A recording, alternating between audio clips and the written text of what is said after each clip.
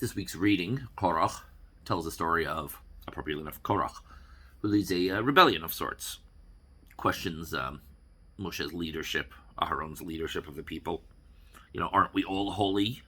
Why should you exalt yourselves over the children of Israel, over the people of God? Well, it ends with a miraculous death as a show of force, as it were. God effectively saying, look, I'm running my society the way I want to. Don't question me.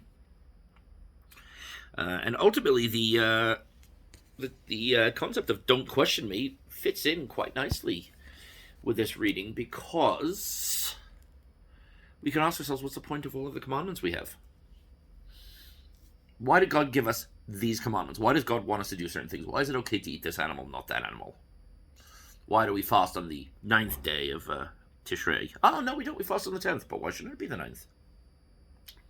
Fair question, right? Why not the 11th, 12th? Why is Sukkot on the 15th instead of the 22nd? God could have set the calendar anyway. Why this way?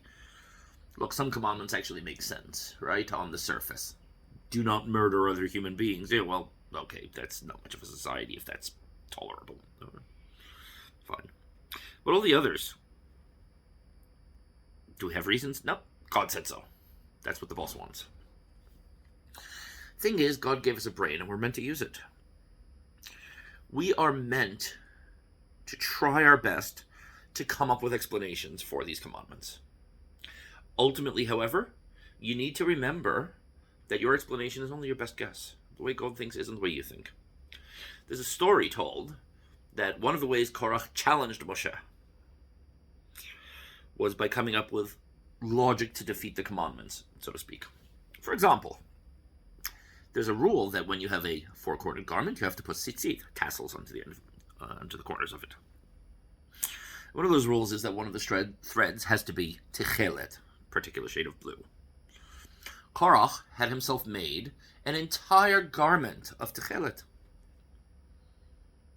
Which, let's just pause here for a moment and realize that tichelet is really expensive. So to make an entire garment dyed this color, clearly he was phenomenally wealthy, but even then, you're spending that much money just to prove a point? Yeah, well, clearly he had an extra grand. So he has this entire garment made of tichelet, and he asks Moshe, do you need to have a string of tichelet? And Moshe says, yes. And Qoraḥ laughs at him, tries to make a laughing stock of him. It says, a single string of tichelet will fulfill the requirement for an entire garment. When the entire garment is made of tichelet, why do you need the single string? And there are other examples of the same sort of rationale. The thing is, Qoraḥ was right. Logically, that argument holds sway. It makes sense. If you have a single string, why do you need the single string when you've got an entire garment? But that's the point. Your logic is your logic. You can't do the commandments with the assumption this is why God wants you to do it. It's your best guess, and it's good to come up with that reason. It gives extra meaning, and maybe you come up with multiple reasonings. But you need to remember that ultimately it's only your best guess, because someday you'll find a situation where your logic doesn't fit, and then you'll say, well, that means I don't have to do the commandment because the reason doesn't apply. It's not the reason. It's your understanding of the reason. It's your guess as to the reason. It's not necessarily the reason. You still have to do it even if it doesn't seem to make sense to you. Because God's thoughts, God's rationale, as it were, are way above yours. You're given a rule, you don't always understand what's going on behind the scenes. And as a parent, I've had children.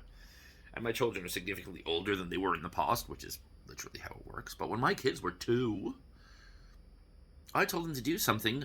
I didn't explain to them why sometimes. Or I told them not to do something. They don't understand why.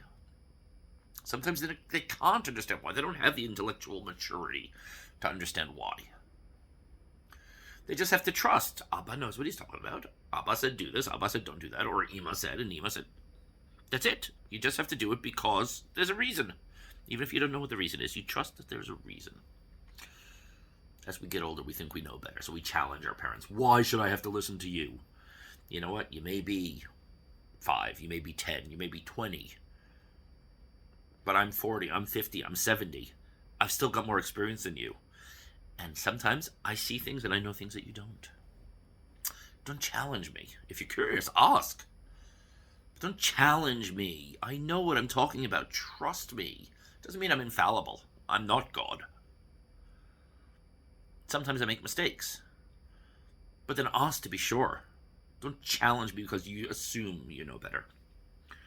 Well, as much as I can say I'm much more mature than my children are, all the more so an infinite, all-knowing being,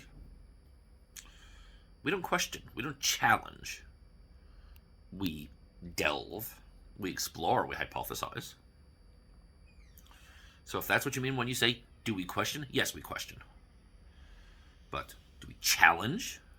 Do we think we know better?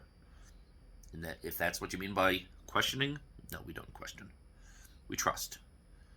But it doesn't mean we turn off our brains. We think. But while we're thinking, we still act. Shabbat Shalom.